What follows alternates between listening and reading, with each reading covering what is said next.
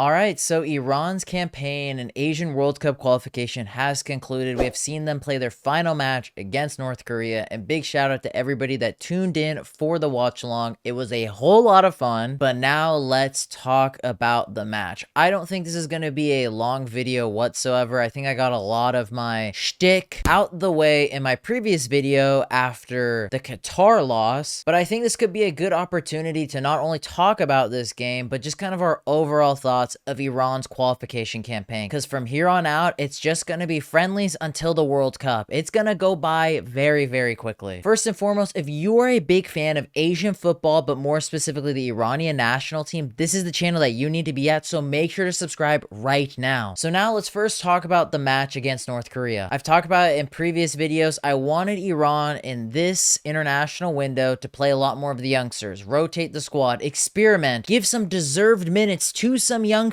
to show what they can do on the senior national team. But we didn't do that. Not in the previous game, not in this game. Yes, we gave Yusufi some minutes, which I really liked. Hosseinnejad, which again I didn't mind. The Timu Mohebi made back-to-back starts. But a guy like Taremi realistically didn't need to play these two matches. You could have given guys like Shahriyar, who you didn't include in this camp, these minutes instead of Taremi or Alipur or even Moghanlou. And I'll get into talking about Moghanlou in just 1 second, because he's probably going to be the biggest talking point in this video. Hazbavi, Hosseinnejad, nowhere to be seen until the last couple minutes of the match, and it was just upsetting. None of these youngsters that are really proving themselves, that deserve to be given chances at the senior national team, are not getting those opportunities. And it was a really bad performance from Iran, by no surprise, as we've seen throughout all of qualification, minus that one Qatar match we won 4-1, until North Korea got a really stupid red card. But Iran were able to get some goals once that red card happened. Timu Mohebi, Taremi, Hosseinzadeh all bagged themselves a goals. They weren't necessarily the best goals, but you know what? Beggars can't be choosers. We got ourselves 3 goals against North Korea. But by no means, if North Korea didn't get that red card, I don't think we would have scored, and I think this game would have ended 0-0. It is not because we were a good team, it's because North Korea just kind of screwed themselves over. And in this game early on, we had a few players that got injured. So we had to bring in the likes of Moghanlou, which my reaction during the stream says it all about how I felt about it. Nah, dude, we have to watch Moghanlou for like...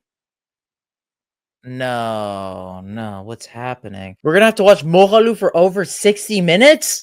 And he comes in and absolutely stinks the park. It was even worse than his start in the match against Hong Kong back in the Asian Cup. He was awful and had this atrocious miss, and then countless other misses that weren't nearly to that bad of a degree, but just was awful in this game. And I think what frustrated me the most was you saw Ghalenoei get really mad and angry at players like Moghanlou or Nemati for bad shots, bad passes, and it's just like, dude, why are you getting so mad? You're the ding-dong that keeps playing these trash players that just don't deserve to be getting minutes or even getting called up to the national team in the first place. There's a reason why these guys are at this point in their careers and don't have a cap for this team. And then you see these younger guys like Hosseinnejad, Hazbavi, Shahriyar, Said Manesh, the list goes on, who are playing at much better levels, that are 7, 8, 9 years younger than a lot of these players that you're giving significant minutes to, that have never had a chance at the senior national team level. And they just stink up the park. And we saw it in full effect in this match. And the absolute waffle by Ghalenoei in his post-match press conference. North Korea, they're a good side, this and that, they were well organized. Bro,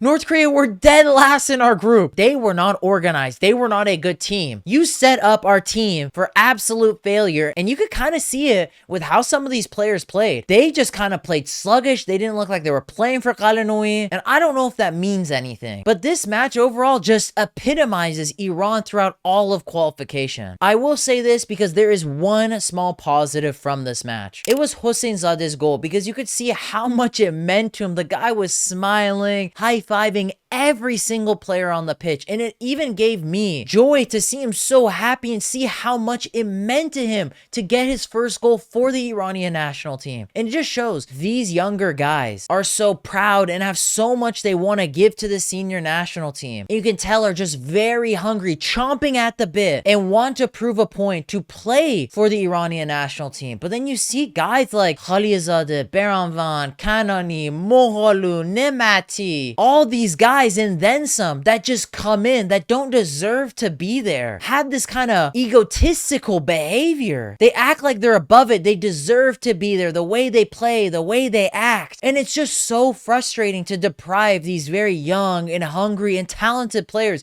that should be there and should be playing these opportunities. Throughout this qualification after the Asian Cup, we have just gone backwards. And as much as Ghalenoei wants to waffle to the media that he's done this, we've progressed that, I've played this youngster. No, dude, you have not. We have gone backwards throughout this qualification. And the worst part is, as much as you want to play these senior guys because they deserve to be here because they're so much better than these young kids, we were shit throughout qualification. There was maybe one game that I felt we played well, and that was that 4-1 win against Qatar. And it's not because Ghalenoei set up the team well, we were tactically good. It's because, yet again, our top-end talent like Azmoun, Taremi, Mohebi were showing a different level of class against the Qatari players. Not because Ghalenoei was some mastermind coach. You can no longer live off of your one coached match against Japan in the Asian Cup anymore, Ghalenoei. You have tarnished any more patient us fans have for you coaching this national team. And I understand, realistically, he can't get sacked at this point, and he's probably not gonna get sacked. But I'm betting you, me and many other fans and media know that if Iran want to have the best possible outcome at this upcoming World Cup, Ghalenoei is not the guy. I'm nervous to see what group Iran gets at this World Cup, because if they play against an upper echelon national team, a Spain, a France, a Brazil, whoever it may be, we're gonna get absolutely exposed. It's gonna be the England game on repeat times 10. And talking about Moghanlou, I mean, the dude was absolute doo-doo in this match. Not trying to act like I'm a poet or anything, but he was terrible. And his performance, yet again, is the epitome of what is wrong with Ghalenoei as our coach. Because a guy like him is nowhere near national team level for Iran. And that is why fans are so frustrated with Ghalenoei. Because why give doo-doo players like Moghanlou, who is like 29 years old, playing in the UAE, who has no future, who's not going to get any better, minutes over guys like Sarkizan, Syed Manesh, who are way more positive, better, higher potential attackers that could reap the benefits of getting these minutes to play with a handful of experienced players, to see what it's like to play in the final round of Asian World Cup qualification. Because at some point, these guys are gonna have to be the next Taremis, Jahanbash, Quduses for this national team. So many players in this team right now just